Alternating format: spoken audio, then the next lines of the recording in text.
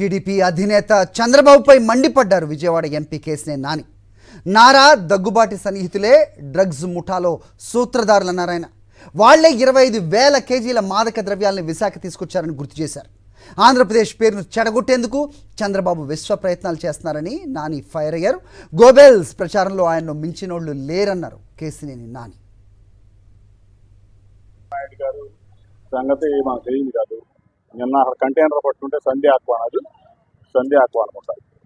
అది చంద్రబాబు నాయుడు గారు సన్నిహితులు అవ్వచ్చు, లేకపోతే ఆయన సన్నిహితులైన 25,000 కిలోలు గంజాయి తెప్పించినటువంటి పరిస్థితి వాళ్ళ చంద్రబాబు నాయుడు గారు చేపించినటువంటి వ్యక్తి, ఆయన చేసినటువంటి వ్యక్తి, ఆ వ్యక్తులు ఆయన సన్నిహితులు. ప్లస్ అట్లాగే ఆయన కావాలని చెప్పి ఈ ఆంధ్రప్రదేశ్ యొక్క పేరుని చెడగొట్టడానికి మొదటి నుంచి ప్రయత్నిస్తారు.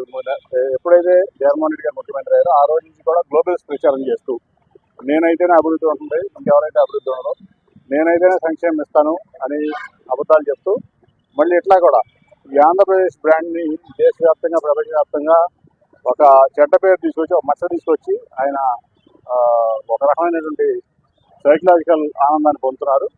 ఖచ్చితంగా చంద్రబాబు నాయుడు ఇటువంటి వ్యవహారాలు చేయకుండా తిట్టాలి.